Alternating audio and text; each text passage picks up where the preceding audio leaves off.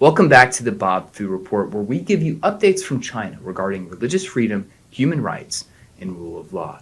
My name is Jonathan Dingler, filling in for Bob this week. Thank you so much for joining us. Today, we have some breaking news, the good kind.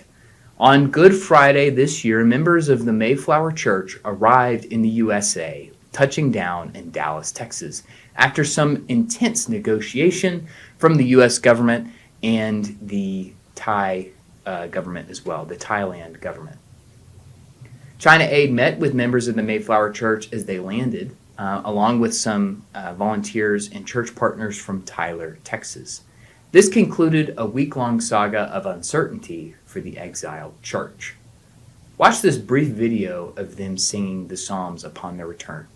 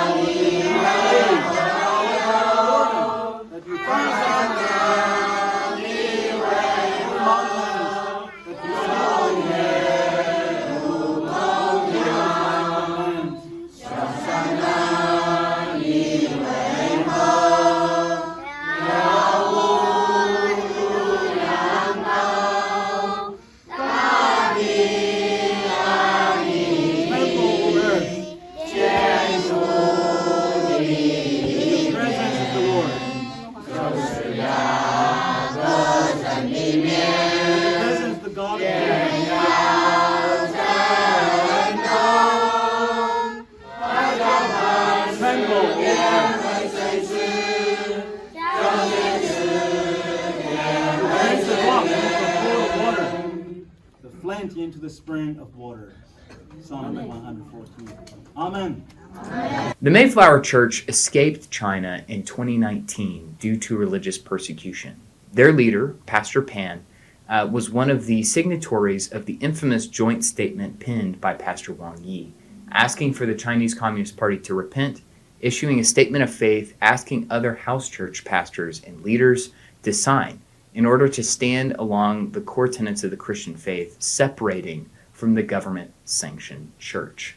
This was a key document, and we'll return to it later in case you're not aware of it. But Pastor Pan was friends with Pastor Wang Yi, who was eventually sentenced to 9 years imprisonment, and he was also affiliated with a Presbyterian church here in Philadelphia.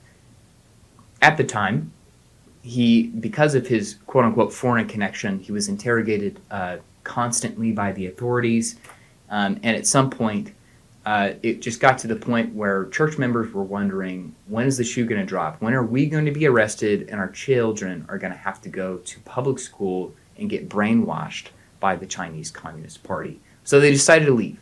In late 2019, they left China, Shenzhen, and they arrived in Jeju Island. They stayed there for quite some time, exhausting a lot of their legal options. Unfortunately, the South Korean government doesn't give religious asylum to Chinese natives, mostly because of the immense pressure from the Chinese Communist Party not to do so. Also, if they allowed these 63, at the time it was 60 Christians to receive religious asylum, then they would have to do the same for countless other Chinese Christians that would immediately see Jeju Island as a viable option to escape persecution, to escape the communist regime. So, exhausting all of their legal options, the Mayflower Church decided to go to Thailand. in order to receive UNHCR status. That is the United Nations High Commission of Refugees. With this card, they'd be able to apply to certain refugee programs across the world, including Canada, maybe the US. They were taking this route in order to legally enter any country where they would spend the rest of their lives. Unfortunately, though, the Mayflower Church was not able to legally reside in Thailand. For this reason, they had to stay very low-key. They had to be in hiding from the Thailand immigration authorities, because if they were arrested by Thailand immigration, there was a huge chance that they were going to be taken captive by the Chinese Communist Party and sent back to China. Now, I don't have to go into gruesome detail about what would have happened to all of these churchgoers if one day they were sent back to China, but I do want to reiterate the importance of this. If they were sent back to China, Pastor Pan especially would receive harsh sentencing from the Chinese government. It is speculated that they would probably use a human trafficking charge, because he's moving with such a large number of people that he was going to be sentenced harshly. Probably all of the elders would be implicated as well. And this was not an option. And they would be back to square one. The one thing they would be trying to avoid would happen. Their families would be separated brutally. The children would have to go to public school in order to, be re-educated. The whole 9 yards. And really the possibilities would be endless for the kind of torture and imprisonment they would have to endure. And so obviously that was not an option. So they decided to stay illegally in Thailand.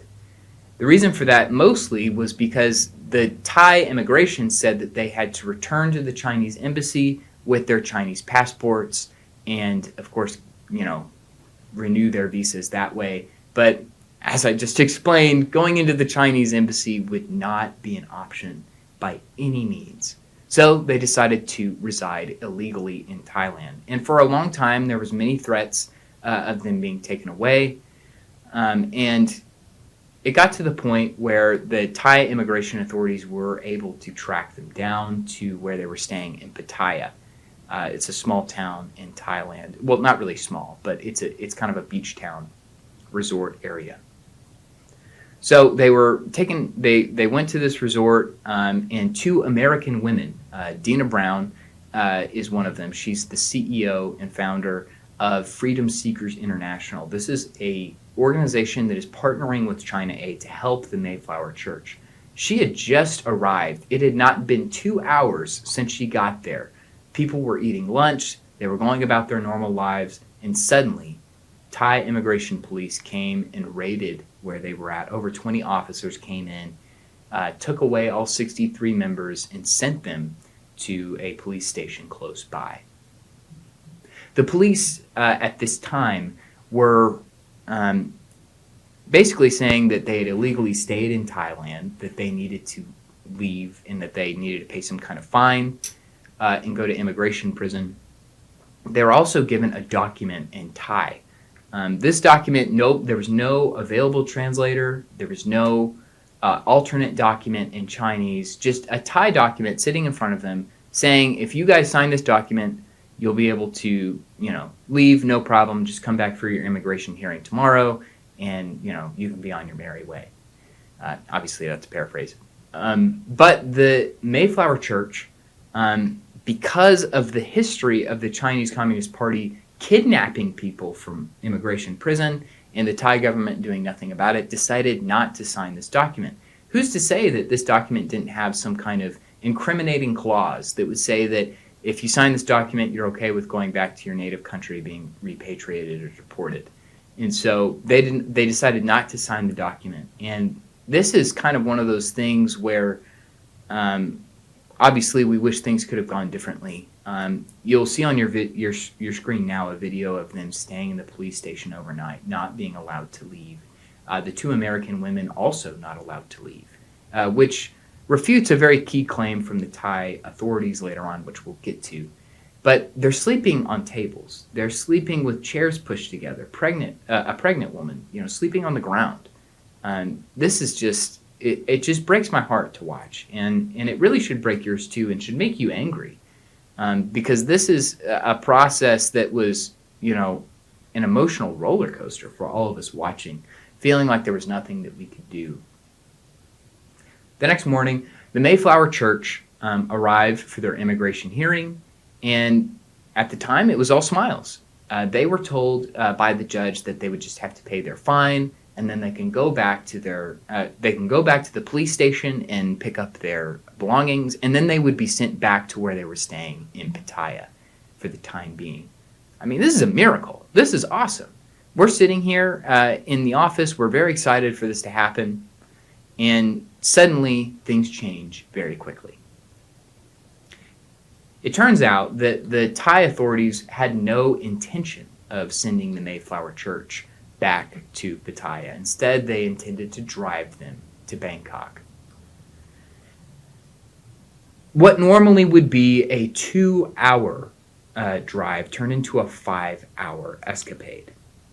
Unfortunately, for the Mayflower Church at the time, but also fortunately, they were able to stop the convoy that was going to Bangkok. Why? The church was being taken in several vans, buses, and at the time, one of the women realized that they weren't going back to Pattaya, and so they asked the driver, "Where are we going? Where are you taking us?" And the bus driver, for whatever reason, who knows why, said, "Taking you to the airport, you're going back home." Obviously, to China. And so this started a physical altercation on the vehicle, which made the whole convoy of vans pull off to the side of the highway and try to sort things out. There was a physical altercation. Some of the women, as you can see here, were injured. There's a pregnant lady among them. This is, to say the least, a messy situation. But without this miraculous stop, what happens afterwards, none of it would have been possible. If it is true, which we believe it is true, that the Thai police were planning to take them to the airport to send these Christians back to China, that would have been the end of the story, and none of us would have been the wiser. The last that we heard here at the office, they were just driving back to Pattaya, and everything was going to be fine. But it turns out that was not the case at all. So them stopping on the side of the road for 2 hours allowed us at China Aid and other organizations, lawmakers, the U.S. government to act immediately. This story was actually published quite a bit on U.S. and international media from the Associated Press, for example. In the Associated Press's article, the Thai authorities claim that it was always the plan to send them to the Immigration Detention Center in Bangkok.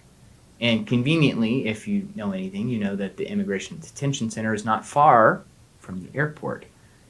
So going to the Immigration Detention Center, going to the airport and then saying you're going to the detention center is a very convenient excuse. The Thai authorities also claim that the 2 American women with them were not under arrest and they were not being detained. But this is ridiculous. This is a complete fabrication. Dina Brown and the other woman that was with the Mayflower Church, one of the American women, they were not allowed to leave the police station the night before, and they were not allowed to leave the van at any time. They were locked in the van. I mean, that's kidnapping. That is not, "Oh, you're free to go," by any means. Now, I'm not at all saying that the Thailand government was going to send these 2 American women to China. That's probably not the case. Who knows, but probably not the case. They could have been just sent back to America at that time. But this is just a complete fabrication from the Thailand government, and one that was made to kind of smooth over what looks like a very bad situation on their part. But fortunately, this situation led to some very fruitful discussions with the U.S. State Department, the U.S. Ambassador to Thailand, and other relevant authorities. In fact, Senator Ted Cruz was put onto this case because he found out some of his constituents, 2 of these ladies are from Texas, were among the Mayflower Church and did everything he could to activate the relevant arms of the U.S. government. Now, this was just such a crazy moment because for us at the office at China Aid, we kind of believed that before this incident that they would be back in the U.S. by June. We thought, okay, I mean, a few more months, like June is the best case scenario for us. And by the end of the negotiations, it was like, yeah, they're on a plane right now, actually. They're on a plane to the U.S. And it just blew my mind, completely blew my mind. And I mean, at times it's still even, a complete shock just to hear that God did such an amazing thing through the arms of the U.S. government, through our officials, through our dignitaries, diplomats, all of those things. It's such an encouraging story to see how God moves. I think a lot of this process for me, personally, sitting here, was seeing kind of the story of the Israelites entering the Promised Land. Joshua and the Israelites, each member of the tribes of Israel, so 12 men, were told to carry the Ark of the Covenant into the Jordan River. And it was only when they put their feet in the water that God had to part, that God decided to part the Jordan rivers to show their faith and to show God's miraculous power. And I think that's completely what happened. And there's a lot of horrible things that happened. Obviously, being in the immigration detention center, it's very notorious in Thailand for being overcrowded. In fact, some of the Mayflower men were in a cell with 40 other people. And so this is obviously not an ideal situation, but what man intended for evil, God intended for good. We actually heard some reports that the Chinese Communist Party believed at the time that the Mayflower Church was just going to stay in the IDC and that nothing was going to happen and they would stay there indefinitely. And it wasn't until the next day that they were in for a surprise when they arrived in Dallas, Texas. Now, when they arrived in Dallas, we had a small press event and a welcoming party for all of the people that helped make this possible, whether that's Freedom Seekers International in Tyler, Texas, whether that's the countless churches in Tyler, Texas that have opened up their hearts for these Chinese Christians to live among them. That's where the Mayflower Church is going to be settling, is in Tyler.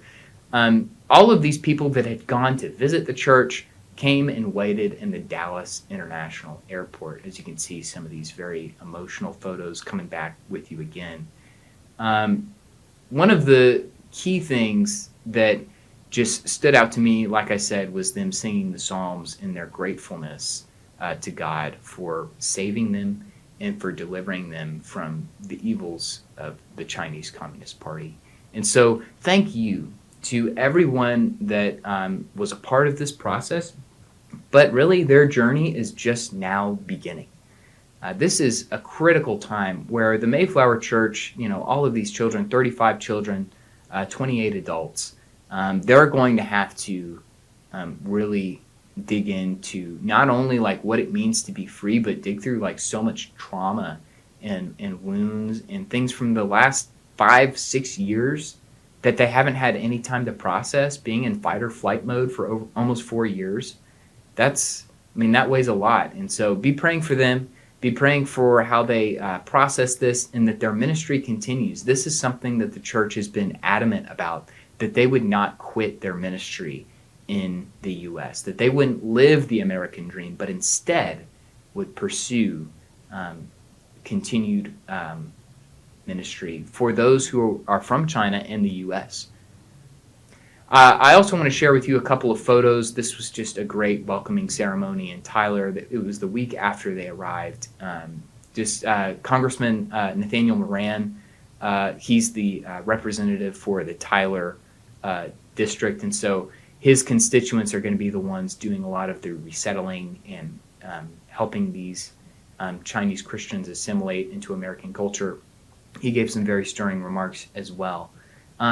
If you want to help the Mayflower Church, if you want to be a part of their resettlement to financially support them for the next year, you can go to ChinaAid.org/AdoptMayflower, and you can help pay for some of their resettlement costs. For at least the first 4 months, they will not be able to work. They have to wait to get a worker's permit.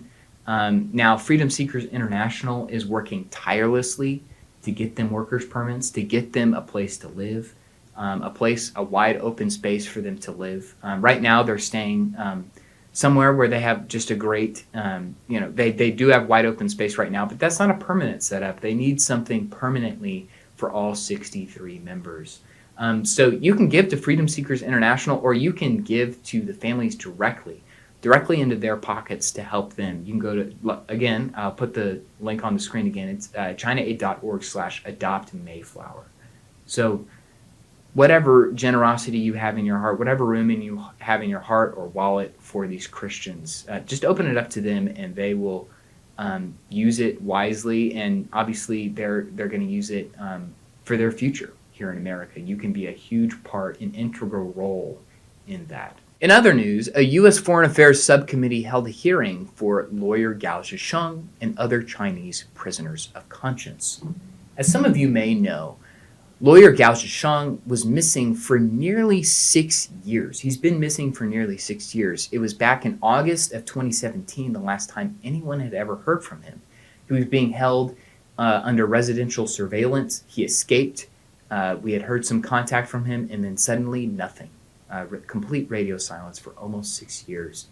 The U.S. Foreign Affairs Subcommittee held a hearing for the renowned human rights lawyer. Gao Zhisheng previously defended Falun Gong practitioners, a very heavily persecuted religious group in China, and other house church Christians. This hearing was entitled China Prisoners of Conscience, Where is Gao Zhisheng?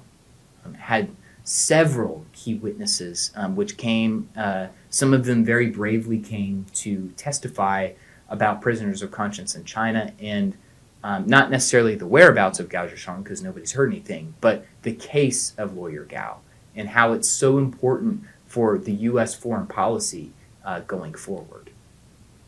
Bob Fu, the founder of China Aid and host of this show, gave his testimony as one of the expert witnesses.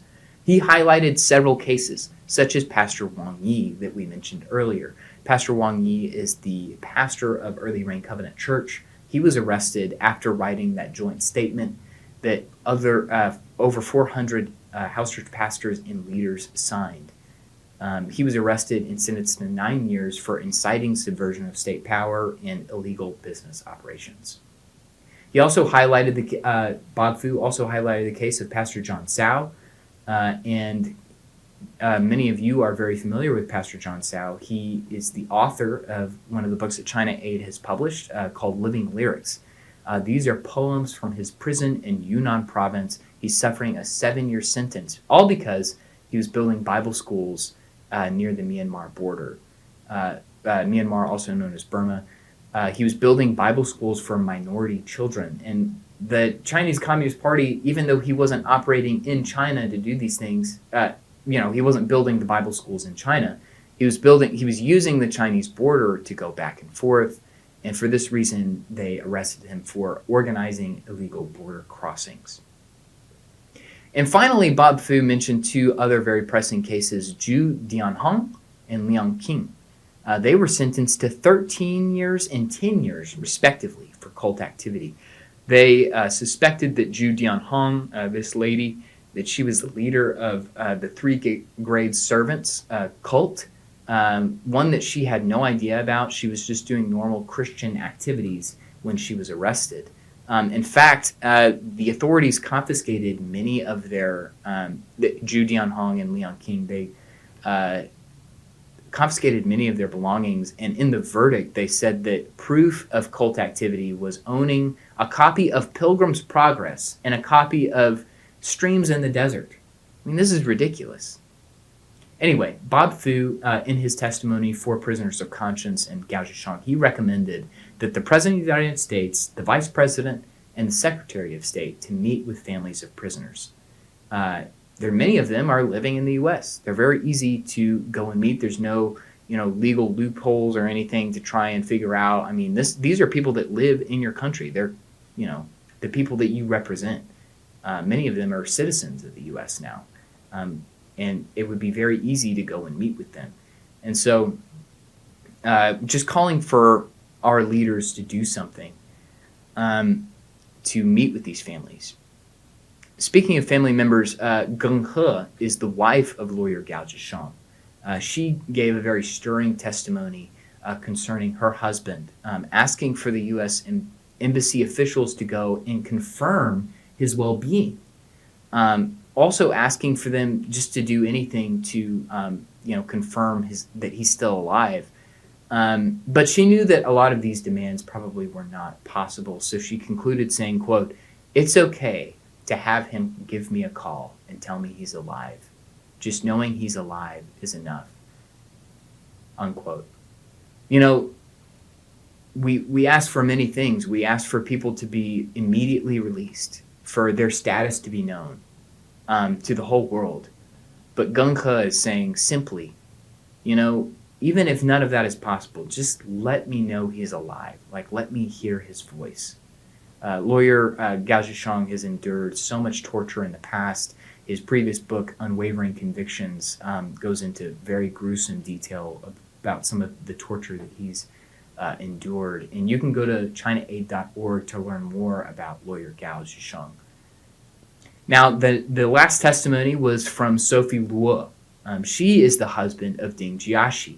In fact, 10 days prior to this hearing, she was hearing that her husband, actually his sentence was revealed. The Chinese court finally made their verdict public, revealing that he was arrested and sentenced to 10 years in prison for subversion of state power. Her husband, Ding Jiaxi, is one of the founders of the New Citizens Movement. And he was implicated with the co-founder of this movement in attending a dinner just with some other pro-democracy activists discussing the future of freedom in China. And just for attending this meeting, they were both arrested and given heavy sentences. Now, she ended her testimony by saying this, quote, "The disappearance of the Chinese citizens or their voices indicates the complete disappearance of Chinese human rights and the rule of law. This is very dangerous, and not only to China, but also to international society," unquote. Now, this is kind of all that we have for this week. And so we hope that you continue to pray for not only the Mayflower Church, but be praying for families of prisoners. Many of these two women, Geng He and Sophie Luo, they have done so much to advocate for their husbands, going to Washington, D.C. to speak with members of Congress and with the U.S. State Department. And they need prayer, they need comfort, but also be praying for the prisoners themselves. Many of them undergoing torture, mistreatment, horrible abuses at the hands of Xi Jinping and his lackeys. So thank you so much for joining us this week, and may God be with you in all things.